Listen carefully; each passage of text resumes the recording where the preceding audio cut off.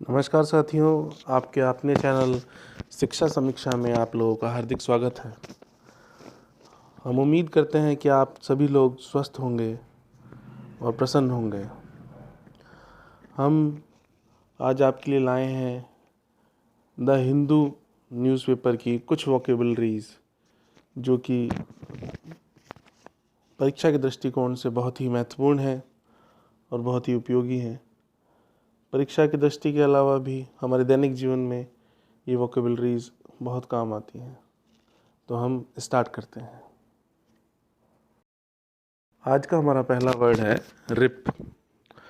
Rib एक verb है, अर्थात एक क्रिया है, और इसका मतलब होता है खींचकर किसी वस्तु को हटा देना या अचानक से चीर देना। जैसे हम किसी पोस्टर को खींचकर एकदम से हटा देते हैं या किसी चीज़ को एकदम से चीर देते हैं, जैसे पेपर को एकदम से फाड़ दिया, ब्रेड डबल रोटी को एकदम से फाड़ दिया।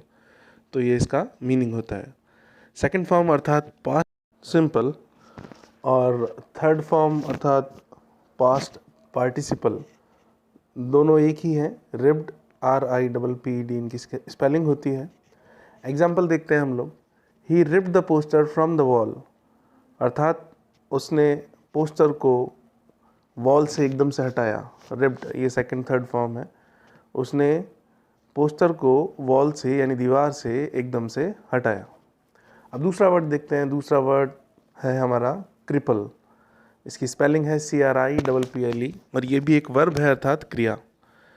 इसका मीनिंग है किसी को चोट पहुंचाना या अपंग कर देना या पंगु कर देना। जैसे अपंग कर दिया जाता है या पंगु कर दिया जाता है, जैसे चोट लग जाती है।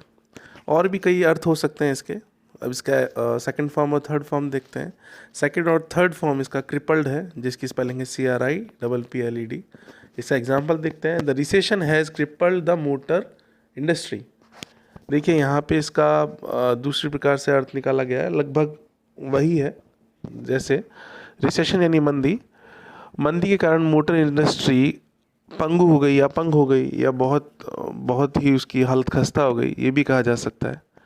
तो क्रिपल्ड को कई सेंसेस में हम लोग वाक्यों में इस्तेमाल कर सकते हैं।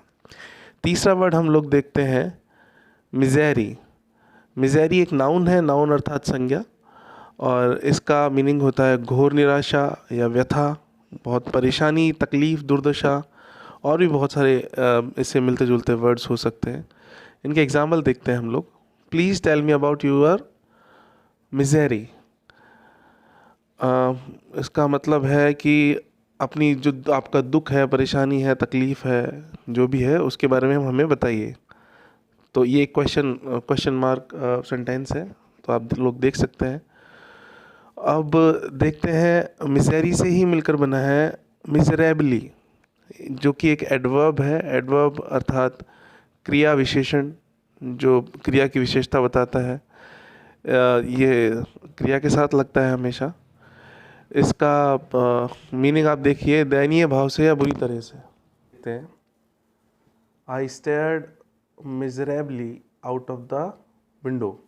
उसका मतलब है कि मैं मायूस तरीके से या दयनीय भाव से अपनी खिड़की से बाहर की तरफ देख रहा था। इसका दूसरे सेंस में हम लोग एक सेंटेंस देखते हैं।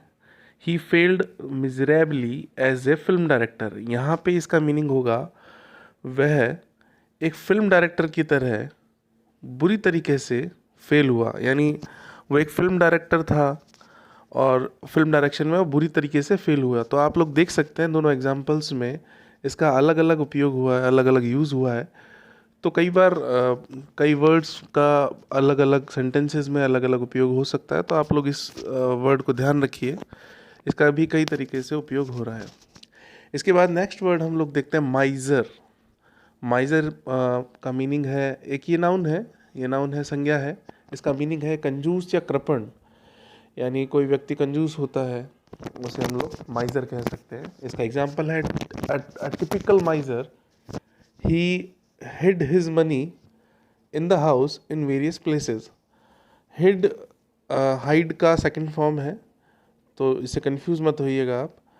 एक टिपिकल कंजूस, उसने अपना जो धन है या मनी है उसको अपने घर में कई जगह पर छुपा रखा था। तो इस एग्जाम्पल का मतलब ये है कि एक टिपिकल माइजर यानी एक टिपिकल कंजूस व्यक्ति, उसने अपने धन को अपने घर में कई जगह छुपा रखा। वर्ड है जो कि माइजर से ही मिलकर बना है, माइजरली। ये एक एडजेक्टिव है।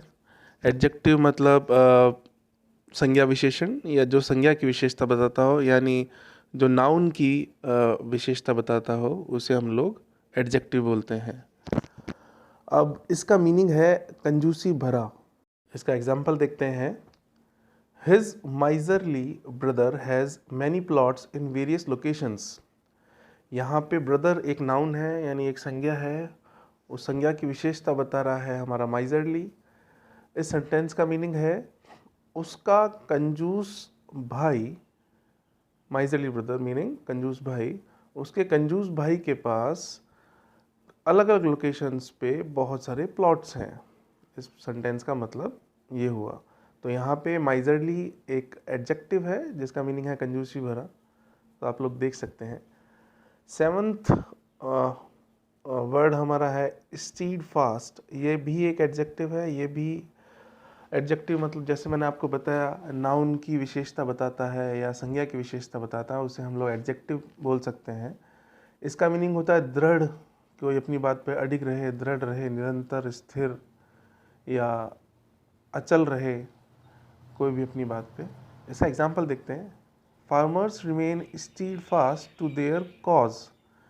अब देख सकते हैं यहाँ पे जो फार्मर्स हैं यानी जो किसान हैं वो अपनी बात पर या अपने कॉज पे अड़े हुए हैं या दृढ़ हैं, उस पर वो जो भी उनकी मांग है उस पर वो निरंतर दृढ़ता से बने हुए हैं। इसका एग्जाम्पल ये हो सकता है। नेक्स्ट वर्ड हम लोग देखते हैं स्वेरिंग इन।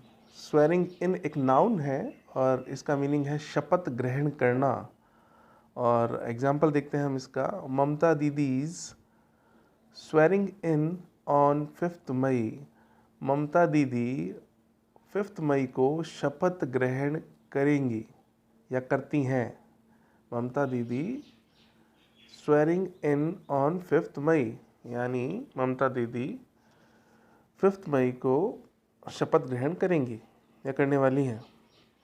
नेक्स्ट वर्ड हम लोग देखते हैं रिक्रिमिनेशन। रिक्रिमिनेशन यानी पहली बात तो ये नाउन है जिसे हम लोग संज्ञा बोलते हैं और इसका मीनिंग होता है आरोप प्रत्यारोप लगाना। जैसे एक ने दूसरे पे आरोप लगाया तो सामने वाला उस पहले वाले पे फिर प्रत्यारोप लगा देगा, यानी आपसी वाद विवाद।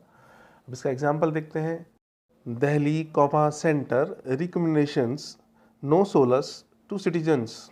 मीनिंग दिल्ली और जो केंद्र है, केंद्र सरकार है, वो आपस में ही आरोप प्रत्यारोप में लगे हुए हैं। नो सोलस टू सिटीजन्स यानी सोलस यानी सांत्वना, जो नागरिक हैं उनके साथ कोई सिंपैथी या सांत्वना नहीं है। आप लोग देख सकते हैं रिक्रिमिनेशन का मीनिंग।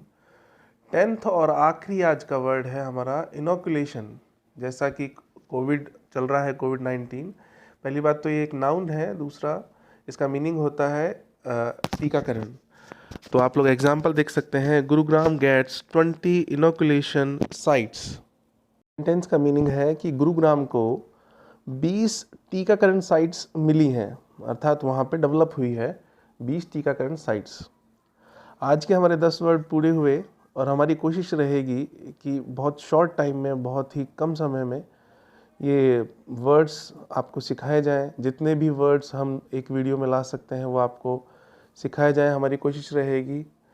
और आप भी इनका बार बार रिवीजन कीजिए क्योंकि इनका रिवीजन करना बहुत ही इम्पोर्टेंट होता है। बिना रिवीजन के ये हमारी जो मेमोरी है उसमें वीक पड़ जाते हैं और हमारे दिमाग से निकल जाते हैं। हमारी कोशिश रहेगी कि इसी प्रकार हम लोग वोकैबुलरी का एक सेक्शन रूटीन में लाते रहें, जो कि बहुत छोटा वीडियो सेक्शन होगा, जिससे कि बहुत ही कम समय में बहुत हम लोग नॉलेज गेन कर सकें वोकैबुलरी के क्षेत्र में, अपनी वोकैबुलरी बढ़ा सकें ज़्यादा से ज़्यादा। और साथ ही प्रतियोगी परीक्षाओं के दूसरे टॉपिक्स भी हम लोग निकट भविष्य में इसमें डालते रहेंगे। आप लोग से उम्मीद है कि आप लोग इसको अधिक से अधिक देखेंगे, पसंद करेंगे, शेयर करेंगे और यदि कोई कमी है तो आप लोग इसमें कमेंट ज़रूर करेंगे।